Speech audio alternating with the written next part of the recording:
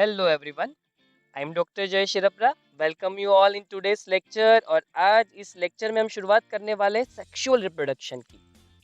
आज हम पढ़ने वाले हैं डिटेल्ड में अबाउट द सेक्सुअल रिप्रोडक्शन। चलिए शुरू करते हैं इस टॉपिक को। Sexual reproduction involves formation of the mail and female gametes. Sexual reproduction में हमने पहले भी समझा था, गैमेट का इन्वॉल्वमेंट ज़रूरी है। इस रिप्रोडक्शन में गैमेट्स फॉर्म होते हैं, मेल गैमेट्स फॉर्म होता है and the female gametes form होता है। हम जानते हैं, जैसे कि हम ह्यूमन की बात करें तो आपको फिगर में दिख रहा है, जो मेल है वो स्पर्म फॉर्म करता है और जो फीमेल है वो एग या तो ओवम फॉर्म करती है, जिसको हम फीमेल गैमेट्स भी कहते हैं।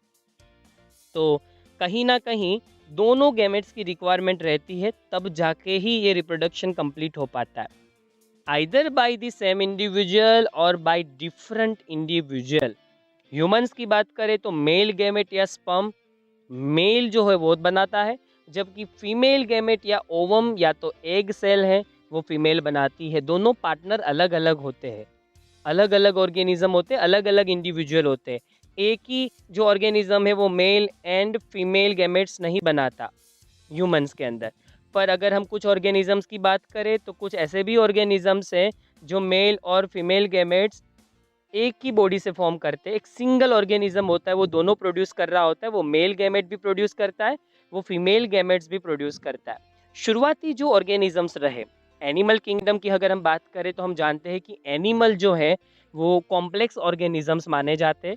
कहा जाता है कि 5 किंगडम क्लासिफिकेशन टेक्निक जो है उसके अंदर मोनेरास मतलब कि सबसे पहले बैक्टीरियास हमने क्लासिफाइड किए थे। वीटेकर ने सेकंड किंगडम प्रोटिस्टा रखा, third kingdom fungus, fourth plant and fifth animal. ऐसा कहा जाता है कि एनिमल किंगडम है वो बहुत ज़्यादा कॉम्प्लेक्स है, उसके ऑर्गेनिजम्स काफ़ी ज़्यादा डेवलप्ड है बाकी किंगडम के ऑर्गेनिज्म के कंपैरिजन में। और ये चीज़ हमें बिल्कुल पता है क्योंकि हम भी एनिमल किंगडम से ही बिलोंग करते हैं और हमें पता है कि हमारी डोमिनेंसी और सुपीरियोरिटी कितनी ज़्यादा है।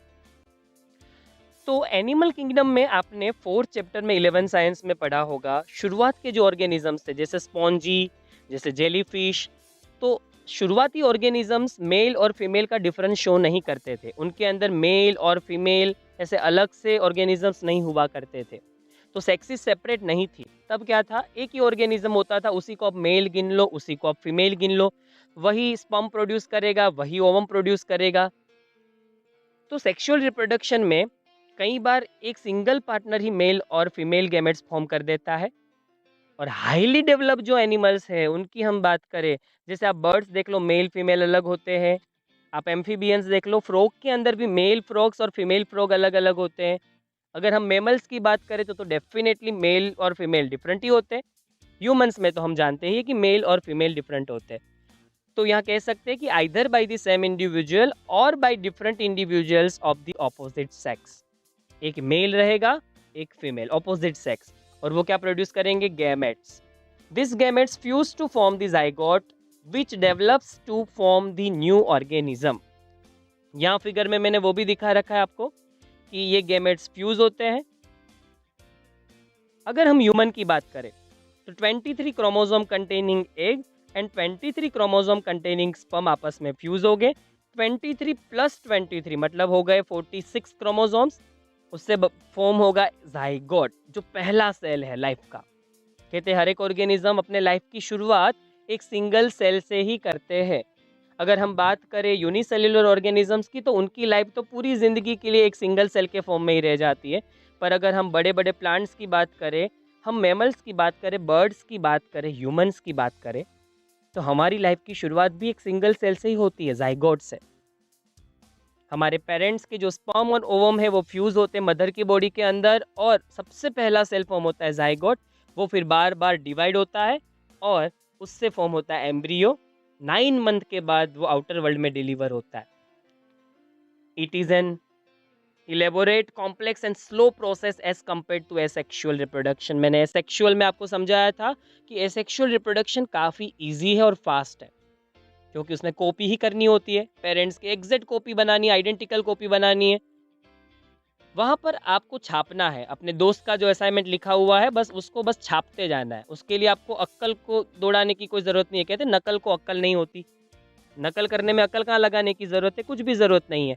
पर यहाँ तो आपको वेरिएशंस लाने हैं और उसके लिए ये प्रोसीजर काफ़ी कॉम्प्लेक्स रहेगी और काफ़ी स्लो रहेगी। कहते हैं कि अगर कोई भी चीज़ है वो नॉन क्वालिटेटिव आप कर रहे हैं तो उसके लिए वक़्त नहीं लगता, फटाफट से हो जाती है। पर अगर आपको बड़ा काम करना है तो उसके लिए टाइम लगता है। कहते हैं कि झोपड़ियाँ बनाने में वक़्त नहीं लगता, पर अगर आपके सपने महल बनाने के हैं, आपके सपने लंबोर्गिनी तक के हैं, आपके सपने हिस्ट्री में नाम करने के हैं, आपके सपने कुछ बहुत बड़ा करने के हैं, तो आपकी मूवमेंट भी उस तरीके की होगी, फटाफट से नहीं होगा।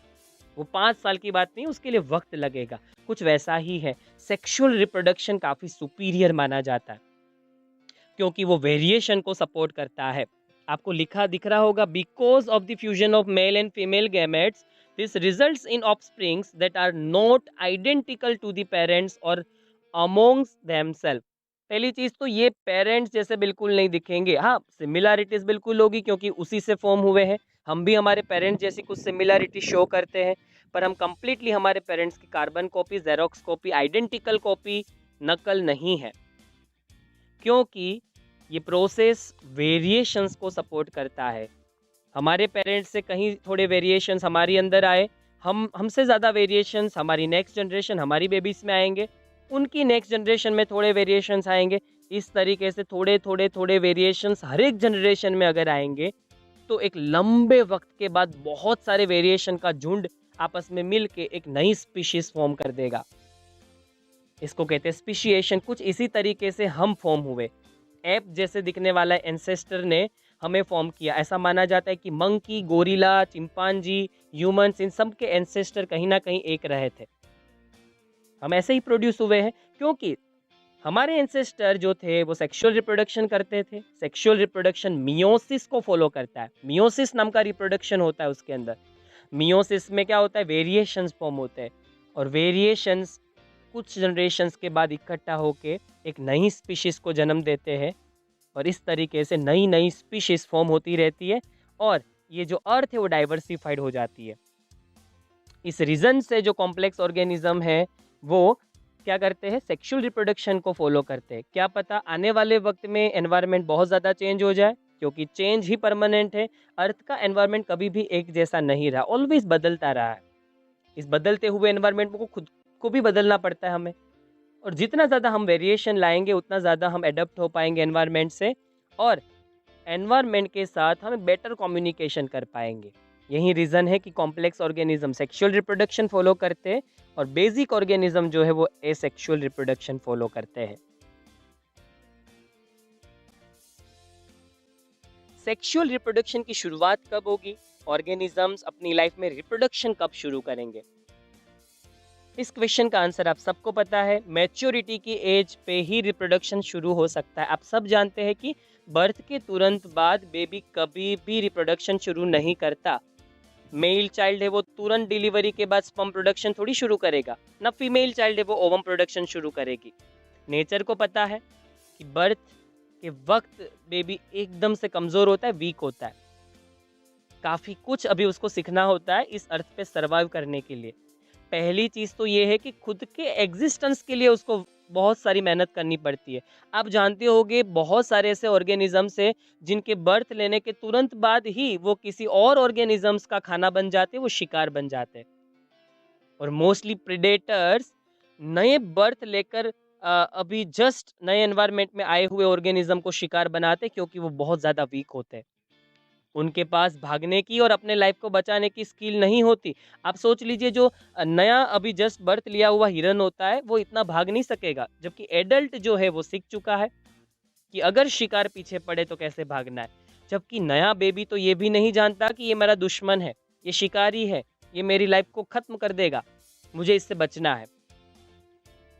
मैच्योरिटी इसी को कहते हैं कि जब हम सीखते हैं इस अर्थ पे हमारे सराउंडिंग एनवायरनमेंट से कैसे हमें रहना है, किस तरीके से हमें कम्युनिकेट करना है, खतरों से कैसे खेलना है, उससे कैसे बचना है, अपने एग्जिस्टेंस को कैसे बचाए रखना है और अपनी लाइफ की क्वालिटी को किस तरीके से हमें मेंटेन करना है और इंक्रीज करना है। कुछ यही हम भी तो करते हैं, हमें भी तो सीखना पड़ता है। स्कूल से हम एजुकेशन लेते हैं, उसके बाद हम कॉलेज इसके अंदर आते हैं, एक प्रोफेशनल कोर्स है उसको सिलेक्ट करते हैं, और उसके बाद जब एक अर्निंग हो जाती है, जब हमें लगता है कि हम हमारी लाइफ में स्टेबल हो चुके हैं, फाइनेंशियल स्टेबिलिटी आ चुकी है, तो तभी हम मैरिज करते हैं। जबकि आप देखिए कि जो मेल है वो 12 टू 13 ईयर 14 ईयर की एज के आसपास स्पर्म प्रोडक्शन शुरू कर देता है, जबकि फीमेल चाइल्ड है वो 10 टू 12 ईयर की एज में ओवम प्रोडक्शन। रिप्रोडक्टिव ऑर्गन्स तो मैच्योर हो चुके हैं उस एज पे, पर क्या वो एज मैच्योरिटी की एज में मानी जाएगी फॉर द मैरिज? क्या मैरिज मैच्योरेशन के लिए वो एज परफेक्ट है? नहीं। उस वक्त पे मेंटल स्टेबिलिटी नहीं होती, बिल्कुल ही रिप्रोडक्टिव ऑर्गन्स डेवलप हो चुके हैं और उन्होंने गैमेट्स बनाना शुरू कर दिया है। तो बायोलॉजी के एंगल से रिप्रोडक्शन शुरू हो जाना चाहिए, पर हम लोग तो सेल्फ कॉन्शियस है। हम लोगों ने खुद की संस्कृति कल्चर डेवलप किया। हम जानते हैं कि मेंटल स्टेबिलिटी, फाइनेंशियल स्टेबिलिटी भी ज़रूरी है। जो खुद अभी बच्चे हैं वो नए बच्चों का ख्याल कैसे रख पाएंगे, उनको बेटर लाइफ कैसे दे पाएंगे? इसी रीज़न से गवर्नमेंट ने मैरिज की कुछ एज है फिक्स की है, जैसे 21 year for the boys and 18 year for the girls.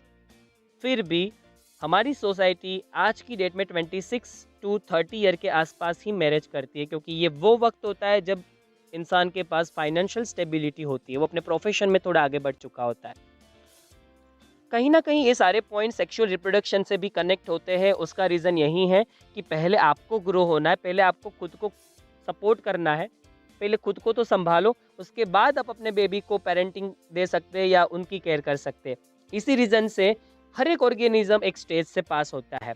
All organisms have to reach a certain stage of growth and maturity in their life. वो पहले ग्रो होते हैं, वो ग्रोथ करते हैं, मैच्योरिटी की एज में आते हैं और फिर शुरू करते हैं reproduction. That period call the juvenile phase, बचपन कह सकते हैं हम। प्लांट का बचपन, हर एक ऑर्गेनिज्म का एक बचपन होता है, एक पीरियड होता है जब वो बर्थ से लेके मैच्योर होने की कोशिश में लगता है। तो बर्थ से लेके मैच्योरिटी के बीच का ये पीरियड जुवेनाइल फेज कहा जाता है, बचपने का पीरियड कहा जाता है। प्लांट के अंदर जुवेनाइल फेज को, बचपने के वक्त को, वेजिटेटिव फेज भी नाम दिया गया है। और ये फेज अलग अलग होता है हर एक ऑर्गेनिज्म के अंदर। This phase is of variable durations in different organisms. हर एक के लिए ये अलग अलग टाइम पीरियड के लिए होता है। हमारी बात करें तो जैसे मैंने आपको बताया, हमें 10 टू 12 ईयर का वक्त लग जाता है, तब जाके हमारे रिप्रोडक्टिव ऑर्गन मैच्योर होते हैं। उतना वक्त वीट को नहीं लगता, उतना वक्त राइस को नहीं लगता। द एंड ऑफ जुवेनाइल और vegetative phase which marks the beginning of reproductive phase can be seen easily in the higher plants when they come to flower। अब ये क्या समझा रहे हैं?